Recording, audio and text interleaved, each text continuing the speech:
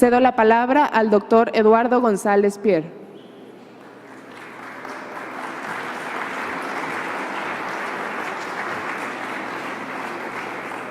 Muy buenas tardes a todos. Espero encontrar energías. Quiero arrancar por agradecer a los vicerrectores, al vicerrector Antonio Leaño del Castillo por la amable invitación, también al vicerrector académico Fernando Mata por estar aquí y por supuesto al doctor Ismael Zamora de la Unidad Académica Ciencias Sociales, Económico y Administrativo. Muchas gracias por la invitación. La idea de mi presentación es cambiarlos un poquito de canal y tratar de compartir con ustedes una serie de reflexiones alrededor del tema de la salud. Salud es un tema quizás un poquito ajeno a los asuntos de negocios, o se podría ver un tema distinto al tema económico, pero lo que me gustaría es que pudiéramos explorar un área quizás no tan conocida, que es la interrelación que hay entre la parte económica y la parte de salud. Yo soy economista, mi entrenamiento básicamente fue en temas económicos y a través de los años, ya regresando a México, empezando a trabajar en el gobierno, después de 20 años me fui dedicando principalmente a los temas de salud y seguridad social, más recientemente temas de salud, y en ese sentido quiero hacerles una serie de reflexiones de lo que ha sido esta agenda conjunta, quizás un poco difícil de comunicar entre los tomadores de decisión de la salud y el desempeño económico. Quiero hacerlo de la siguiente manera, platicarles 4 temas. Antes de entrar a los asuntos económicos y un poquito a las reflexiones de salud y desempeño económico, platicarles un poquito de cuál es el sector salud, en qué consiste. Lo dividí con una primera parte que son los recursos, comentar con ustedes qué hacemos en el sector salud, en qué consiste en términos del esfuerzo, es decir, las inversiones en gente, la inversión financiera, la inversión en recursos físicos, que es muy cuantiosa en el sector salud. Después les comentaría un poco sobre las necesidades de salud, qué pasa con los mexicanos, de qué nos enfermamos, qué es lo que demandamos de servicios médicos. Y teniendo esta visión de oferta y demanda, poder comentar con ustedes la parte de interacción entre la parte económica y la parte de desempeño de salud. Y después cerraré con unas breves láminas de lo que es lo que depara las perspectivas a futuro. Bien, empecemos con la parte de recursos de la salud. Lo primero que nos quisiéramos preguntar es de qué tamaño es el sector salud en términos económicos. Y aquí tengo unas gráficas, son las gráficas del comparativo de México con el promedio de los países de la OCDE, países a los que aspiramos, países europeos, Estados Unidos. Y la primera cifra que quieren ver ahí es que en México el 6% del Producto Interno Bruto se dedica a salud. Ese es el esfuerzo que hacemos como país. La pregunta ¿es mucho, es poco, cómo cambia? Básicamente ha sido el 6%, actualmente 5.8%, pero ha sido 6% durante 20 años desde que se miden estas cifras. Y en términos relativos con la OCDE es poco. La OCDE gasta o invierte aproximadamente 9% de su Producto Interno Bruto. En la mayoría de las economías de la OCDE, el sector salud es el sector más importante de la economía.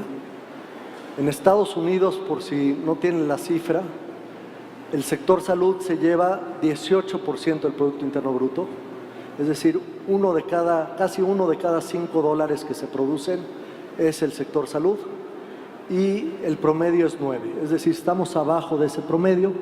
Y la otra cifra que quieren llevarse es qué parte de esta inversión la hace el gobierno.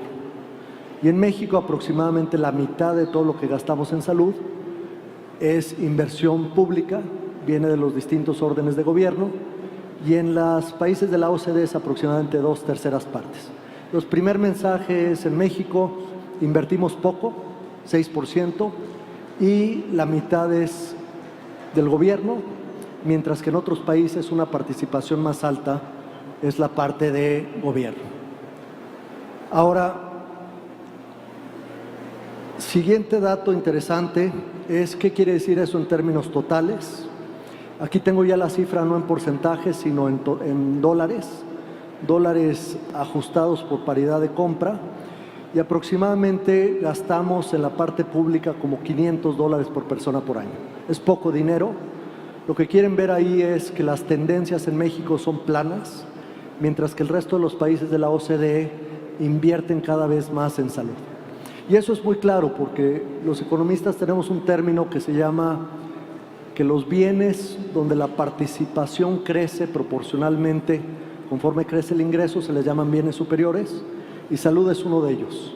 Entre más rico sea el país, no nada más crecen los totales, sino crece la participación de la salud en el total del ingreso. Y ahí se ve cómo han ido creciendo los gastos en el resto de los países y más o menos nos hemos mantenido como en $500. Siguiente punto importante es los gobiernos cuánto gastan en salud. Y aquí vemos los porcentajes de los presupuestos públicos, es decir, de la bolsa total que tienen los gobiernos de la OCDE. Aproximadamente el 15% de todo ese dinero es salud. En los países desarrollados, la mayoría del gobierno se gasta el dinero en dos cosas: pensiones y salud. En México es distinto, aunque el porcentaje no es tan disimilar, es aproximadamente el 13% del presupuesto en México del gobierno en su conjunto se dedica a salud. Ahora, ¿por qué invertimos poco en salud? Y la respuesta sencilla es porque el gobierno es relativamente pequeño. En la mayoría de los países el gobierno representa aproximadamente el 45-43% de la economía. Ahí vemos las cifras de lo que son la recaudación de los países ricos, 43% visto como ingreso total o como ingreso recaudatorio, y en México recaudamos alrededor de 23%. Entonces, si bien dedicamos una buena parte de lo que tenemos a salud, el gobierno nada más es el 23% de la economía, y eso hace que los espacios para financiar la salud sean pocos, y por lo tanto mucho de lo que se gasta en salud en México es gasto privado, y eso tiene implicaciones muy importantes en términos de desempeño. Hay otra cifra muy interesante que sumé aquí, que a mí me sorprende cuando la vi, es una cifra reciente y tiene que ver con las cuentas satelitales de la salud. Estas son cuentas que hace el INEGI. El INEGI, además de las cuentas nacionales donde hace los cálculos del Producto Interno Bruto y de ahí se desprende cuánto gastamos en todas las industrias y cuánto es salud, también hace las cuentas satelitales. Y en las cuentas satelitales trata de entender qué parte del tiempo de los hogares se dedica a la salud. Es trabajo no remunerado, principalmente para el cuidado de los enfermos en los hogares, también hecho en su mayoría por mujeres. La parte interesante para mí es que aproximadamente el 1% del Producto Interno Bruto es trabajo no remunerado de los hogares, de las jefas de familia cuidando enfermos dentro del hogar. Entonces, súmele al 6% otro punto porcentual, que es el trabajo no remunerado que se hace en salud en los hogares. Entonces, tenemos 6 puntos del PIB. Ahora, el insumo más importante en la salud es el recurso humano. Aproximadamente en el sector salud en México trabajan 2 millones de personas. Visto en su conjunto, es uno de los sectores que generan mayor empleo. Y si nos vamos a recursos humanos, por supuesto son muchísimas profesiones, ustedes las conocen bien, pero hablemos nada más de médicos y enfermeras. En México tenemos 2.2 médicos por cada 1,000 habitantes. ¿Es mucho o es poco? Estos son aproximadamente 290,000 médicos que trabajan en el sector salud. Son muchos médicos, son pocos comparados con otros países. Si lo queremos ver en términos de enfermeras en México tenemos 2.7 por 1,000. Estas son aproximadamente 350,000 enfermeras en todo el país, y esas son todavía menos. El promedio en países de la OCDE son 9 por cada 1,000 y estamos en menos de una tercera parte de lo que tenemos. Hay una gran escasez de personal de enfermería en el país y esa escasez se está agravando. Se está agravando porque no entra suficientes trabajadoras, suficientes enfermeras a la fuerza laboral. Se agrava porque cada vez los padecimientos crónicos requieren más enfermería y se agrava porque hay una migración importante de enfermería hacia Estados Unidos. Entonces tenemos un grave problema de un cuello de botella, que es que no vamos a tener suficientes enfermeras para los retos que vienen en el sector salud. Si lo vemos en términos de número de camas, el recurso ya físico, ¿cuántas camas tiene el país? El país cuenta aproximadamente con 1.6 camas por cada 1,000 habitantes. También son pocas, comparadas con 4.8 de los países de la OCDE. Son aproximadamente 210,000 camas, divididas en hospitales públicos y privados, de todo tipo de tamaño, desde las 1,000 camas por hospital hasta sanatorios de 10, 20 camas, pero tenemos una gran deficiencia de hospitales en el país. Y si traducimos las pocas camas en hospitalizaciones, México es un país que subhospitaliza a su población. Mucha gente no tiene acceso a servicios hospitalarios.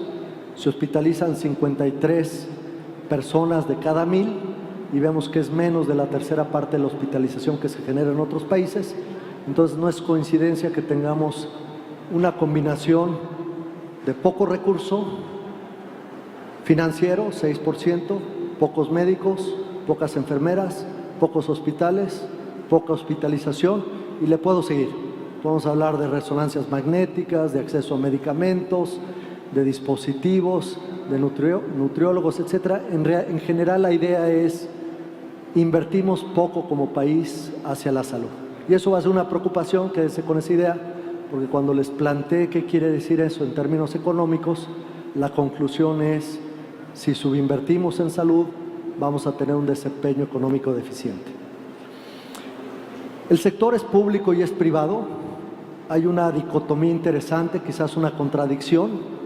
En México tenemos un sector público importante, pero también tenemos un sector privado muy importante. La mitad del gasto es privado, pero el 100% o más o menos todos los mexicanos tenemos algún tipo de cobertura pública.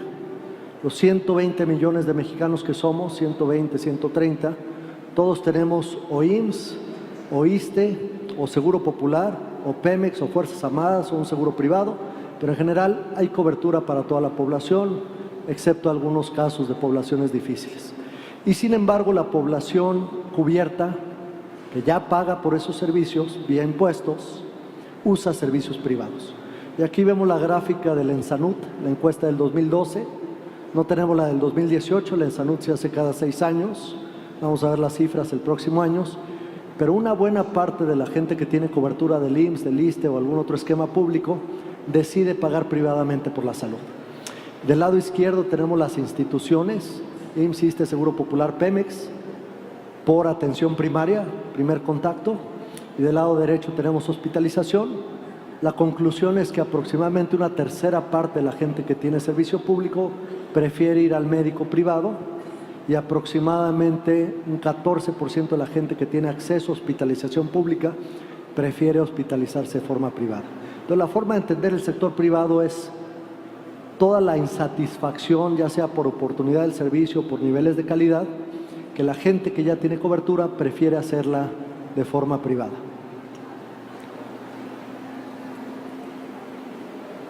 Ahora pasamos a ¿para qué queremos todos esos servicios? Ya vimos que son muchos médicos, son muchas enfermeras, son muchos hospitales, son muchas camas. Y ahora, ¿a qué se dedica todo ese esfuerzo? Que es un esfuerzo muy cuantioso. Veamos las necesidades. La primera es la población. Tenemos 130 millones de mexicanos rápidamente envejeciendo. Aquí puse las cifras, que es el perfil poblacional por edad, 2016, el año pasado, 2030, y lo que pueden ver es que en los próximos 14 años suceden dos cosas importantes. La primera es que crece la población, vamos a pasar de 130 millones a 148 millones en el 2030. 2030 es un año muy importante porque la mayoría de los compromisos internacionales que tenemos firmados con Naciones Unidas tienen como referente el 2030. En el 2030 vamos a ser 148, se desfasa la transición demográfica, aquí la pueden ver. Vean ustedes que la población joven se reduce, no solamente en términos absolutos, en términos relativos, es decir, cada vez hay menos jóvenes 0 a 24 años, y empiezan a migrar hacia población adulta. Ahí puse la parte sombreada, son 22.4 millones de nuevos adultos que vamos a tener al 2030. Y si dividimos la población entre los jóvenes, adultos y adultos mayores más de 70, vemos que la población joven reduce en términos absolutos 10%, 5%, la población adulta crece 27% y la población mayor de 70 va a crecer 80%.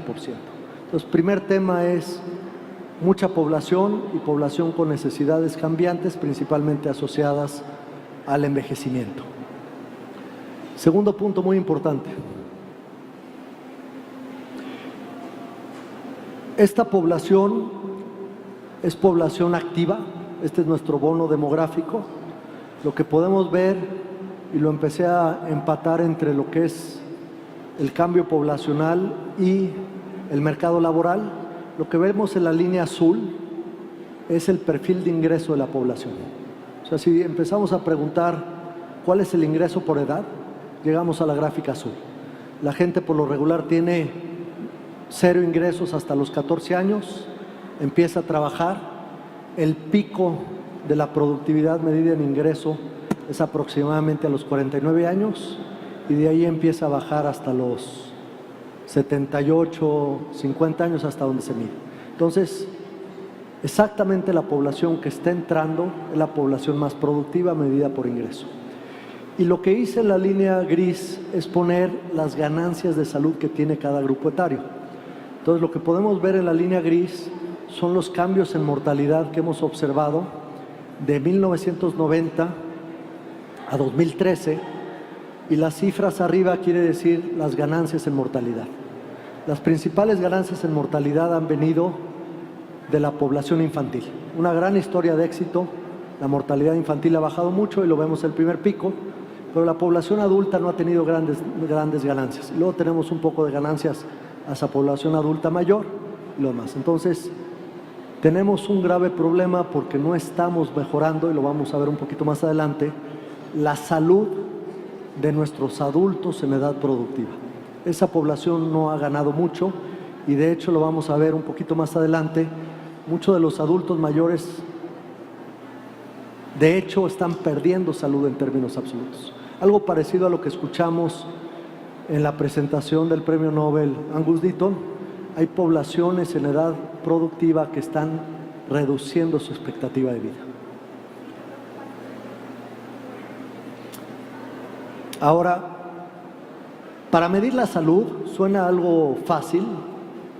¿Cómo medimos la salud? Por lo regular se habla de esperanza de vida, pero hay cifras más complicadas. Esperanza de vida, que es la cifra más utilizada, tiene una gran desventaja, y es que no mide la discapacidad y por supuesto no pondera por la edad de muerte. Lo más aceptado, digamos, en un concepto incluyente de lo que es la salud, es tratar de sumar mortalidad prematura, es decir, cuánta mortalidad hay y en qué edades, es la primera parte, y la segunda parte es la discapacidad. Tenemos crecientemente muchas enfermedades que generan discapacidad pero no generan muerte. Los problemas lumbares es un ejemplo, las discapacidades, la ceguera y la más importante de todas, los problemas de salud mental. Entonces, esa es la parte más importante que está creciendo más rápido y que no se refleja en mortalidad. Si sumamos mortalidad prematura y discapacidad, llegamos a años de vida saludables perdidos, que se llama carga de la enfermedad. Lo que quiero hacer es mostrarles cuáles son los problemas de salud de la población medida por carga de enfermedad.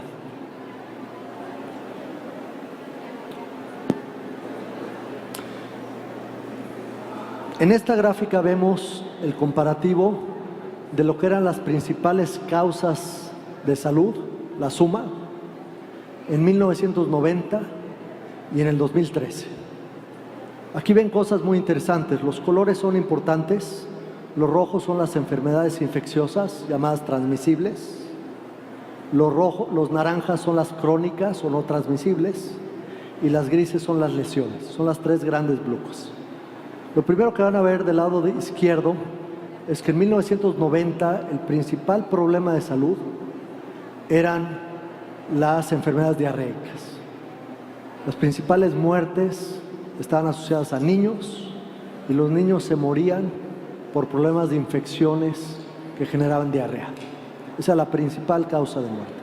El día de hoy, las diarreas no están en las principales 10 y estarán en el número 25 o 26. Es decir, una gran historia de éxito. Los niños ya no se mueren por infecciones respiratorias o infecciones diarreicas. El segundo caso es diabetes. Diabetes pasó de número 2 a número 1. Le siguen los problemas del corazón. Luego vienen las infecciones respiratorias. Esas también pasaron de número 4 a número 25. Y luego vienen otra serie de cosas. Al día de hoy, los principales 10 lugares son enfermedades crónicas. Y son básicamente 3 o 4 cosas. La diabetes, problemas del corazón, problemas del riñón, los problemas de espalda y la salud mental, principalmente los desórdenes depresivos. Ese es la gran perfil de enfermedades. Ya no tenemos los temas infecciosos. Sí tenemos un sistema de salud orientado a la parte infecciosa, pero lo que está demandando la población es enfermedades crónicas. Y eso no está claramente atendido en las prioridades. Entonces, además de la transición demográfica que ya les comenté, tenemos una transición de perfiles muy rápida. Y quizás ustedes que están dedicados a la educación podrán adivinar que seguimos formando especialistas para la columna del lado izquierdo y no estamos formando los especialistas que requerimos para las enfermedades del lado derecho, más todo lo que viene. Nos traemos una gran crisis, no nada más de número de médicos, sino también traemos una crisis de los perfiles de los profesionales de la salud que vamos a necesitar para atender estos problemas. Ahora, hablando de enfermedades y de esperanza de vida al nacer, este es el perfil de lo que ha sido, y lo vieron también en la presentación del Premio Nobel, una gran historia de éxito. La salud ha sido una historia donde la población cada vez es más sana. Aquí hay 3 gráficas. La de abajo es México, la esperanza de vida al nacer, desde 1960. 1960 nuestra esperanza de vida eran 57 años, al día de hoy son 75 años, y lo que hemos visto es que se va subiendo, y ahorita les explico porque la tendencia es de aumentos decrecientes. En la línea del medio tenemos el promedio de los países de la OCDE y en la línea de arriba tenemos la frontera. La frontera quiere decir el país en ese año que tenía el mejor desempeño a nivel mundial. Durante los 60 hasta los 90, por lo regular eran los países de Escandinavia, y desde 1990 a la fecha, el mejor desempeño a nivel mundial siempre ha sido Japón. Japón tiene la población más sana y la esperanza de vida más alta. Ahora, lo que ven es la brecha, porque las ganancias absolutas en la esperanza de vida al nacer son buenas, pero lo que queremos no nada más es más años de vida, sino también queremos acercarnos a los estándares o referentes de los países que son los mejores desempeños. Y lo que vemos hasta el año 2000 es que empezamos a cerrar las brechas. Empezamos a comportarnos más como los países desarrollados, y a partir del 2000, donde veníamos ganando aproximadamente 3 meses por año en la esperanza de vida al nacer, se cayó esa ganancia. Y del año 2000 en adelante se están abriendo las brechas, sigue la esperanza de vida al nacer creciendo ligeramente, pero ya se están abriendo las brechas con los mejores desempeños. Eso es un tema preocupante. ¿Qué hay detrás de todo esto? ¿Por qué los mexicanos sí mejoramos, pero no mejoramos a la par de otros países que están haciendo cosas mejores? Y la respuesta, o por lo menos la respuesta que yo he encontrado, es que se acabaron los éxitos fáciles, los grandes ganancias, que era básicamente las enfermedades infecciosas y los problemas perinatales. Al principio era fácil, se acabaron esas enfermedades, el sistema debió de haberse transformado a reducir la mortalidad adulta y no lo ha logrado. Entonces lo que vemos aquí es la esperanza de vida, pero no al nacer, a los 50 años. Y lo que puse es hombres y mujeres. Arriba son las mujeres son superiores en muchas cosas y por lo regular también en temas de salud. Abajo están los hombres y lo que vemos es que en mujeres y en hombres no hemos ganado sobre vida a los 50 años desde 1990. La esperanza de vida en mujeres en 1990 era de 29 años, 29.5, y logramos subir a 30.7, casi nada. Y en hombres 26, logramos subir a 27, y si me voy un poquito más de 2012, está bajando. Está bajando por diabetes, está bajando por violencia, está bajando por accidentes y lesiones. Mientras que Estados Unidos, que no necesariamente es un país de buen desempeño, se empezó a alejar. Entonces el gran reto y la razón por la que no estamos ganando es porque no estamos orientando nuestro sistema de salud a mortalidad adulta. Y nada más para abundar en esa cifra, aquí lo que pueden ver es una serie de estadísticas de la OCDE. Esto es nada más haciendo el desdoble en enfermedad cardiovascular, en enfermedades del corazón, principalmente infartos. Del lado izquierdo tenemos la mortalidad de todos los países. México está a media tabla y podemos ver 140 por 100,000 habitantes. Pero quiero que vean la tabla derecha. La tabla derecha son los cambios en mortalidad entre 1990 y 2013. La mortalidad del corazón ha sido una gran historia de éxito. La tecnología ha avanzado de forma importante. Los países de la OCDE han logrado reducir la mortalidad por infarto en 45%. México, las ganancias de 1990 a 2013 son cero. La mortalidad que teníamos de infartos en 1990 y actualmente es la misma. Es decir, no ha cambiado, no se ha invertido en eso. Y lo vemos en esta otra gráfica de la OCDE.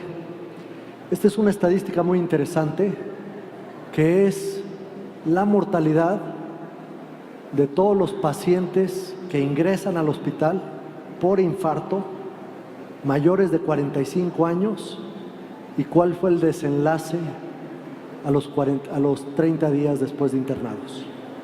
Entonces lo que tenemos ahí son 3 observaciones, 2003, 2008, 2013, y lo que vemos es que en Europa y en OCDE aproximadamente el 12% de los infartados que llegan al hospital 45 años más después de 30 días fallecen, es decir, 1 de cada 10. En México es el 25%. Y mientras todos los países han logrado bajar la mortalidad, en México ha subido. Entonces, tenemos ahí un problema interesante de que no estamos invirtiendo en nuevas tecnologías, en este caso en particular. Si yo hiciera un indicador sobre hígado, si hiciera un indicador sobre insuficiencia renal, si me metiera temas cerebrovasculares, cualquier otro de las grandes causas de muerte, la historia es muy parecida. No estamos invirtiendo lo correcto en salud adulta. Ahora, visto lo anterior, ¿qué recursos tenemos? ¿Qué estamos haciendo con esos recursos en términos de condiciones y resultados de salud? Permítame ahora platicar sobre la interrelación de salud y desempeño económico. Y lo que hice es hablar de 3 sectores. Voy a hablar con un círculo virtuoso o de retroalimentación. Piensen ustedes que tenemos la salud, el sistema de salud y el sector económico o el desempeño económico. Lo que tenemos claramente es que los sistemas de salud están diseñados para mejorar la salud. Parece obvio, pero no está todo obvio. Los sistemas de salud pueden hacer muchas cosas, pero pensemos que diseñamos nuestros sistemas de salud para mejorar la salud de la población. Ahora, los sistemas de salud no se mueven de forma aislada. Lo que pasa en la economía afecta a los sistemas de salud. Por lo regular, por ejemplo, ¿qué pasa con el sistema fiscal? Afecta la capacidad de recaudación, que afecta la salud. ¿Qué pasa con el mercado laboral? Afecta el sistema económico y también afecta el sistema laboral del sistema de salud. Entonces es un vínculo muy importante. Hay otro vínculo muy importante que es la economía genera salud. Por lo regular, la población de más ingresos, entre mejor desempeño económico tengamos, hay mejores condiciones de salud. No porque haya más acceso, simplemente la población de más ingresos es población más sana. Y también tenemos que el sistema de salud afecta el desempeño económico. Ya vimos que son 2 millones de trabajadores. ¿Qué pasa en la parte de salud? Tiene implicaciones sobre cómo funciona la economía. Lo más claro es la seguridad social, temas de ausentismo, temas de productividad. Y lo que yo quiero abundar es sobre el último vínculo, que es cómo la salud afecta el desempeño económico. Entonces, permíteme desarrollar este concepto de la salud como ejercicio de productividad. El año pasado se publicó un informe muy influyente, hecho por muchas autoridades, se presentó por una fundación, se llama WISH, en Qatar, financiado por el Emirato de Qatar, y básicamente desarrolla todo este sistema de qué hace la salud para mejorar el desempeño económico. Recuerden que lo importante del sistema de salud es generar salud, pero también hay un efecto colateral sobre la economía.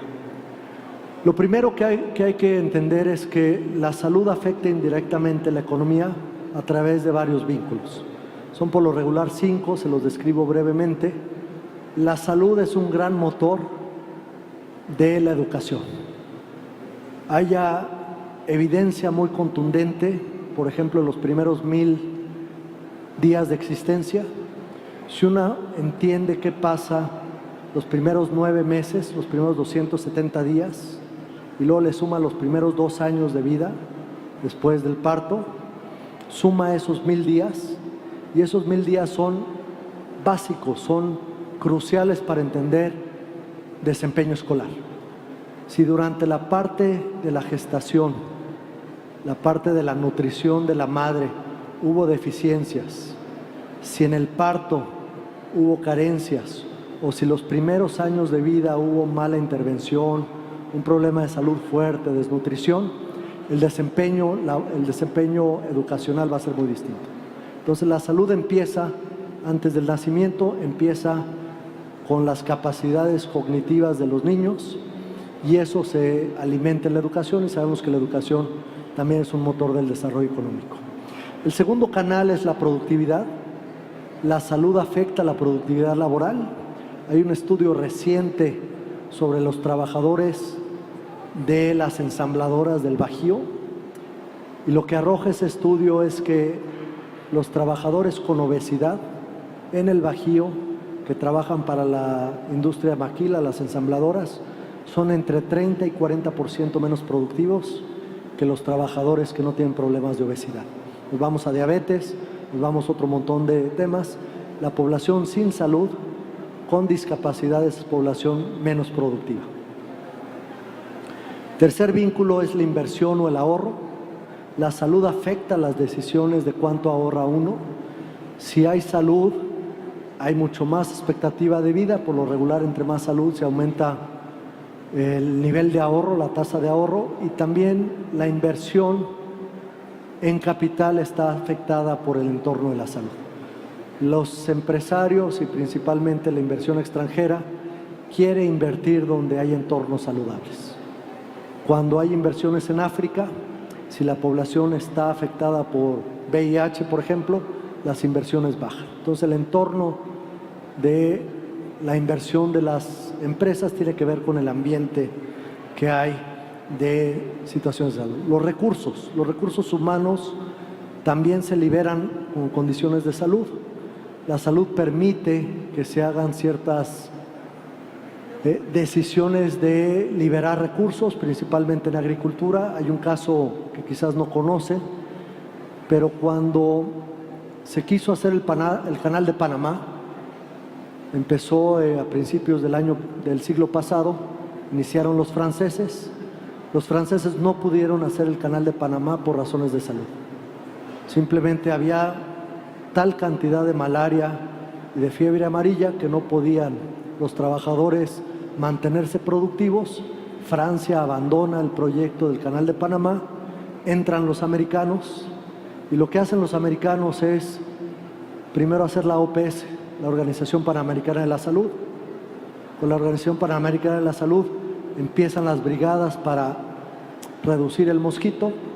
Cuando se generan las condiciones de salud suficientes para que en el Istmo de Panamá no haya malaria, empiezan a invertir y cuando invierten logran hacer el canal. Pero el canal se hizo gracias a que se cambiaron las condiciones de salud en esa zona. Entonces libera recursos. Y por último, la parte demográfica. La salud está asociada directamente a la reducción en la tasa de fecundidad. Las mujeres han decidido tener menos hijos porque los hijos tienen una más alta probabilidad de sobrevivir. Cuando el principal iniciativa para tener hijos era proveer para el retiro, es decir, la gente tenía 5 o 6 hijos porque iban a sobrevivir la mitad y la mitad iban a proveer en edad de vejez. Conforme se logran las sobrevivencias de los niños, baja la tasa de fecundidad. En 1970, 60 teníamos 6 niños por mujer, ahora tenemos 2.1 y eso está muy asociado a las condiciones de salud. Y cuando baja la tasa de fecundidad se genera un bono demográfico y además se genera una mayor tasa de ahorro. Entonces la salud ha afectado mucho la demografía y las tasas de ahorro del bono demográfico. Ahora, este informe tiene un marco importante, quiero llegar a la parte de abajo, y es que depende de cómo financiamos la salud, también se genera el tipo de bienes o de servicios. La salud o se financia de la parte pública o se financia de la parte privada, pero dependiendo de ese origen de los fondos, acaba en servicios muy distintos. Y los servicios más importantes para generar salud son los bienes públicos de la salud, es decir, la parte de bienes que no es la atención médica, pero es todo lo que hacemos para generar entornos saludables. Y eso se genera a través de las instituciones públicas que también pueden estar invirtiendo en servicios de atención médica. Ese es el flujo de los recursos. Y lo más importante, la línea de abajo, los efectos en salud de la inversión son 3. El primero y más obvio es que la inversión en salud genera mejores condiciones de salud. Hay otra que es las implicaciones de esa mejor salud en la sobrevida. La población sana vive más y lo que quiero desarrollar en las próximas láminas es que hay un valor económico de vivir más años. No está contabilizado, no es parte de las cuentas nacionales, pero la longevidad tiene un valor y es un valor muy alto, la parte que quiero desarrollar. Y por último, los sistemas también generan protección financiera. La salud es parte de los objetivos, la otra parte de los sistemas de salud es proteger. Y lo que se hace es que la salud puede ser causa de mayor productividad, de mayor ingreso, pero la salud también puede ser causa de empobrecimiento o de gasto catastrófico. Entonces lo que hacen los sistemas de salud es generar seguros. Y eso explica por qué muchos sistemas de salud invierten en cosas que si no se hicieran la gente las accesaría de forma privada y generaría empobrecimiento y gasto catastrófico y un círculo vicioso de pobreza y falta de desarrollo económico. Ahora,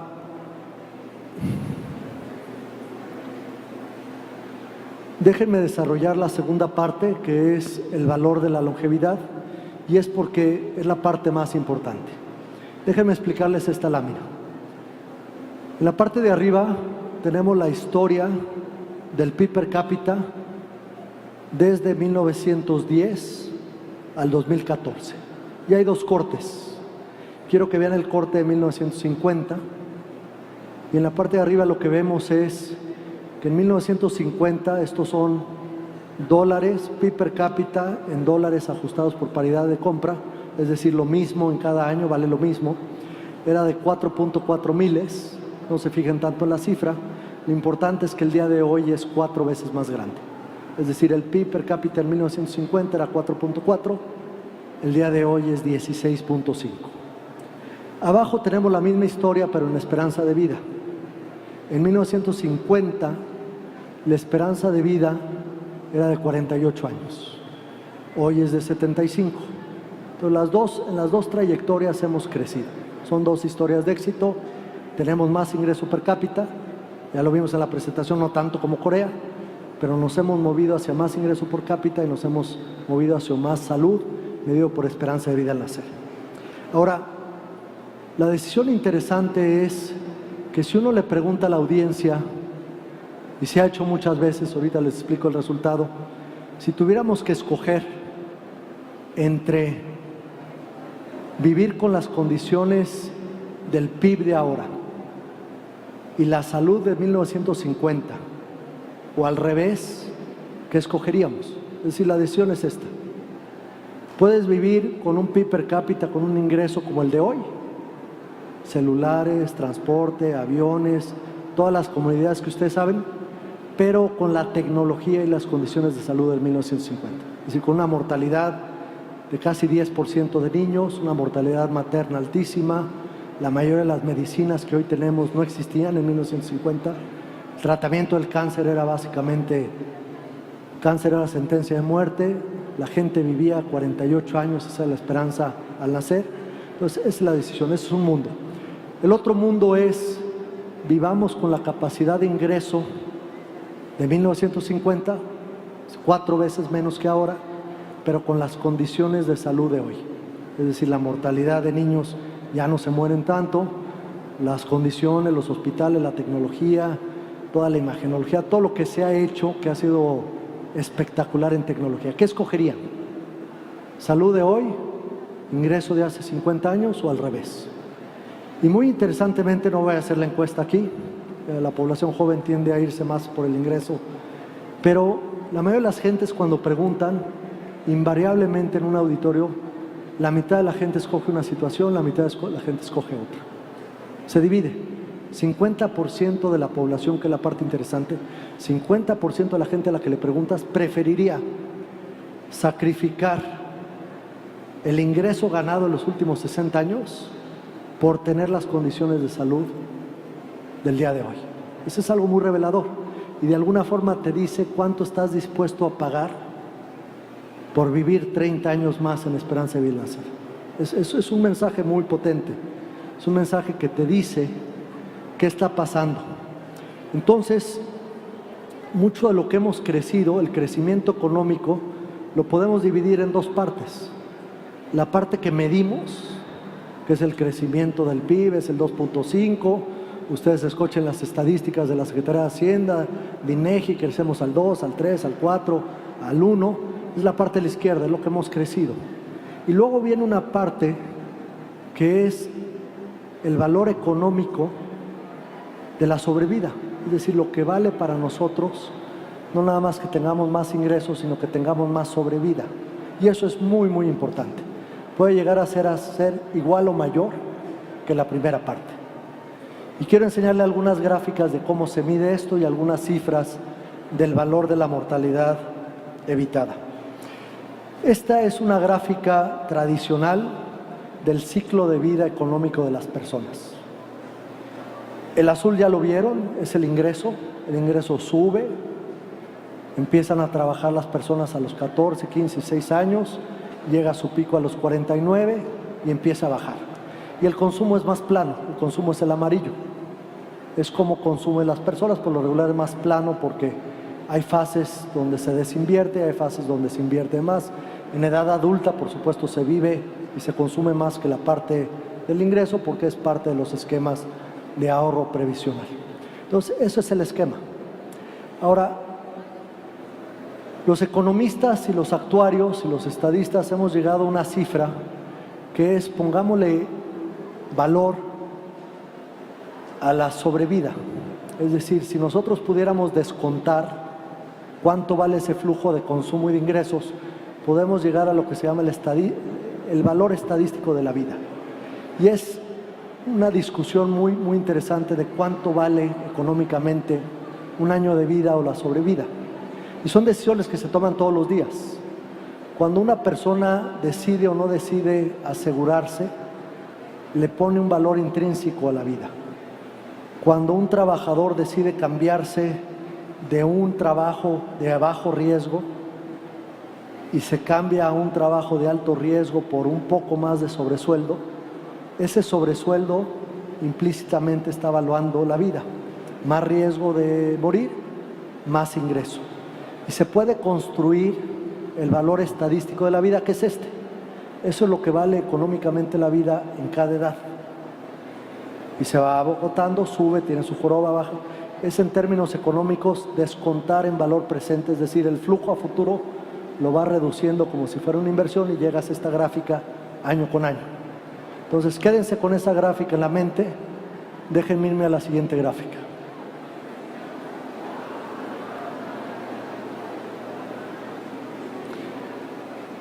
La siguiente gráfica es la mortalidad. Estas son las muertes que tenemos en México, 2016. En México hay 630,000 muertes más o menos cada año, muertes naturales, y las podemos dividir en una matriz. Lo primero que queremos hacer es ver cuántos de esos mueren antes de los 70, 69 o antes. Entonces, todas las muertes por edad es la parte verde desdibujada. Ven que la mortalidad es alta al principio, es un columpio que baja, la mortalidad es muy baja en adolescentes, en adultos jóvenes, empieza a subir, llega a su pico alrededor de los 75 años y después baja. Ese es el perfil de la mortalidad por edad. Ahora, las gráficas que puse ahí son 3 casos: cáncer, diabetes y enfermedad del corazón. Y ahí podemos ver cuándo suceden esas muertes por edad. Y más o menos las 630,000 muertes se dividen, voy a ser muy general, la mitad después de los 70, la mitad antes de los 70. Y la mitad de esas muertes tienen que ver con estas 3 causas. Son las principales causas: corazón, diabetes y cáncer. Entonces, el ejercicio que se hace es: ¿qué pasa si pudiéramos postergar la edad de muerte antes de los 70? Es decir, encontramos a los diabéticos, encontramos a la población que podría tener en riesgo de cáncer o cáncer, encontramos a la gente que tiene enfermedad cardiovascular. Son enfermedades altamente tratables, primero prevenibles, y si se previenen hay tecnologías muy costo efectivas para evitarlas, y pudiéramos evitar la muerte hasta los 69 años de esas 3 causas. Eso es lo que se objetiva. La pregunta económica es: ¿cuánto valdría? ¿Cuánto ganamos económicamente de reducir esa mortalidad? La forma de hacerlo es multiplicar la gráfica que les comenté antes. Si vamos viendo el valor de la estadística de la vida en cada edad, lo multiplicamos por cada una de las muertes que no tendríamos y llegamos a esta cifra. Este es el valor económico de la mortalidad de estas 3 causas, y podemos ver que el valor económico lo puse en dólares, de evitar la mortalidad prematura cardiovascular es de 36,000 millones de dólares. Eso es lo que vale la gente en términos económicos de que no tengan una mortalidad prematura. Cáncer, 30,000 millones de dólares, diabetes, 30,000 millones de dólares. Toda la mortalidad prematura, aproximadamente 220,000 millones de dólares. Esto es muchísimo más de lo que le invertimos en salud. El rendimiento es grandísimo. Si invirtiéramos en postergar esta mortalidad, nos saldría una 10ª parte del valor económico de tener a la gente viviendo más años. Es un mensaje muy potente, es un mensaje que no se maneja. Entonces, el valor económico de invertir en salud no es nada más generar menos ausentismo, estudiantes más productivos, más condiciones. Es simplemente que la gente valora mucho y vale mucho si vive más años. Y no es casualidad que los mejores desempeños en salud y sobre todo las grandes condiciones de éxito de crecimiento, Corea, Europa, Asia, no nada más están asociados a más productividad, están asociados a que la gente productiva no se muere. Y eso vale mucho. Es un mensaje principal. La mala noticia es que no le estamos haciendo caso a este mensaje. No estamos aprovechando ese bono demográfico, no estamos cuidando que no se enferme, no estamos cuidando que no se muera, no estamos cuidando que no tenga discapacidad y la consecuencia es menos desempeño económico. ¿Qué se podría hacer? Invertir más. ¿Y por qué tendríamos que invertir más? Porque invertimos muy poco como país, absolutos y relativos. Aquí lo que pueden ver en esta nube son cuánto invierten los países de la OCDE conforme a su nivel de ingreso. La flechita es México, la tendencia es la línea, la tendencia quiere decir entre más desarrollo económico se invierte más y se invierte proporcionalmente más dinero y más participación del PIB. De hecho, hasta arriba tenemos Estados Unidos, 18% del PIB es salud, y vemos la tendencia, Europa ya les comentaba está como 9-10%, México es el 6%, y por su nivel de desarrollo debería estar como en el 8%. Entonces, hace falta un gran esfuerzo para recanalizar dineros a la salud. Segundo gran tema de política pública es, si se lograra la salud, si se lograra ese recurso, hay 1000 cosas en las que uno puede invertir. Es una decisión muy difícil. ¿Qué haces con recursos adicionales? Y no tienen que leer todos estos números, se puede hacer todo esto. Y se puede hacer todo esto para lograr distintos objetivos, depende de qué quieres. Puedes invertir en cosas que logran menos mortalidad infantil, puedes invertir en cosas que logran menos mortalidad adulta, puedes invertir en cosas que no reducen mortalidad, cuidados paliativos, puedes invertir en cosas que afectan a los jóvenes, adicciones, salud mental, puedes invertir en cosas que afectan a poblaciones de altos ingresos, puedes invertir en cosas que afectan a poblaciones de bajos ingresos, mujeres, hombres, etc. Es todo un menú de decisiones con distintas rentabilidades de lo que puede hacer el sistema para mejorar la salud. Y detrás de estas decisiones hay implicaciones de ética muy importantes. Un peso que no se canaliza a cáncer de mama y se canaliza a mortalidad infantil, a una vacuna, a un cuidado paliativo, a una prevención de cáncer, a un problema de infartos, va cambiando los ponderadores de qué población queremos y no queremos que sobreviva. Tema muy importante. Y para cerrar, regresar a lo que es el círculo virtuoso, un tema que se nos olvida. Estamos demasiado concentrados solamente en ver que el sistema de salud es para mejorar salud, pero ahí no acaba todo. Hay que empezar a pensar que mucho de lo que logra el sistema de salud es que la salud logra mejor economía, logra población más joven, más sana, más productiva, y por supuesto en la medida que logremos que la economía funcione, hay financiamiento y capacidad de apoyar el sistema de salud, que a su vez genera más salud, que a su vez genera mejor desempeño económico, y este es un gran círculo virtuoso que simplemente no estamos o hemos sabido aprovechar. Una gran faltante. Se habla recientemente, si ahora que está de moda las campañas políticas, de los que quieren o no quieren, se dejaron atrás, se soslayaron las reformas sociales. Estuvimos en las reformas económicas fueron de profundidad, las reformas sociales no se hicieron. Una gran reforma social ausente, la reforma de salud, y la reforma de salud es esto, es también una gran reforma económica, y eso no lo hemos visto, y eso yo creo que hay que empezar a generar conciencia y cambiar nuestra realidad. Muchas gracias.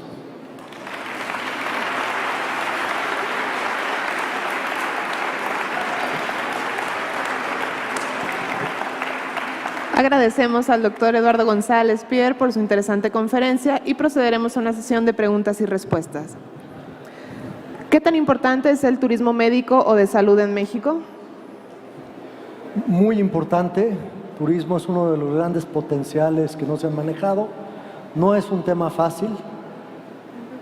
Turismo médico no es una agenda de salud, lo que voy a decir, es una agenda de comercio. Cuando haces turismo médico no estás beneficiando a la salud mexicana por definición. Lo que estás haciendo es curando extranjeros. Eso está muy bien para el comercio internacional en servicios. Sí afecta la salud de los mexicanos en la medida que el sector de turismo médico genere condiciones de más calidad, que es un prerequisito para atenderlos, y la calidad permee y tenga efectos colaterales sobre los servicios de salud a los mexicanos. Pues el turismo médico está creciendo, es importante. A mí lo que me gusta ver es la parte de los mexicanos. ¿Qué quiere decir el turismo médico? No para curar extranjeros, sino para también tener su población mexicana más sana. Japón presenta un problema en el cual la edad promedio es muy alta y no hay casi jóvenes en el país. ¿México se dirige en su futuro a una situación similar? Totalmente. México afortunadamente va muchas décadas atrás de Japón, pero vamos a llegar a esos niveles. Los japoneses viven 82, 83 años. Por supuesto que es una carga muy importante para el sistema de salud y tenemos que prepararnos. La gran ventaja es que, a diferencia de los japoneses que no vieron otros países que tenían que adecuarse y por lo tanto aprender, en México sí podemos ver hacia adelante. Muchos países van en la delantera. Tenemos que cambiar toda nuestra estructura de apoyo. Vimos una gráfica sobre lo que cuestan los servicios de apoyo a población crónica. La mayoría de los arreglos para cuidar enfermos son arreglos informales. Son madres, hijos, familiares que atienden a la población adulta. No es el sistema de salud que lo está haciendo, con un cargo muy importante. Entonces vamos hacia allá y hay que aprender de lo que los japoneses han hecho y no han hecho bien. Y por último, el gasto al que se refirió a lo largo de su charla incluye campañas preventivas eficaces. Este sería un gasto más deseable que el gasto hecho para atender enfermedades, en este caso la obesidad y otras crónico-degenerativas, que afectan a nuestro país. Cuando uno divide qué puedes hacer en salud, son antes de que te enfermes y después de que te enfermas. Es lo más importante. Antes de que te enfermas es lo más rentable desde el punto de vista económico. Lo que habría que invertir, si uno lo ve como economista, en términos de rendimiento, lo que quieres es evitar que la gente se enferme, que llegue a una situación, invertirlo más en campañas de prevención, que hay muchos temas. De hecho, lo más importante de las campañas de prevención es hábitos. Hábitos es lo mejor que se puede hacer, cambiar los hábitos, que son 5 o 6 conductas que afectan 6 esquemas de riesgo. Sin embargo, lo que no puedes hacer es dejar sin atender a todos los que ya se enferman. Pero entonces, interesantemente, los que presionan la atención no son los que no están enfermos, sino los que ya están enfermos. Entonces el sistema tiende a ser más curativo que preventivo por la naturaleza de la enfermedad. Uno se preocupa por el servicio después y no antes. Entonces hay que hacer mucha prevención, pero también hay que hacer mucha curación y es muy, muy difícil lograr el balance correcto. En México no tenemos el balance correcto y sí necesitamos hacer una reflexión de hacia dónde invertir, porque, como regresé al punto inicial, es poco el dinero, muchas las necesidades y difíciles las decisiones que hay que tomar. Muchas gracias. En nombre de la Universidad Autónoma de Guadalajara, el doctor Néstor Velasco Pérez y el doctor Ismael Zamora Tovar harán entrega de un reconocimiento al doctor Eduardo González Pier por su excelente conferencia.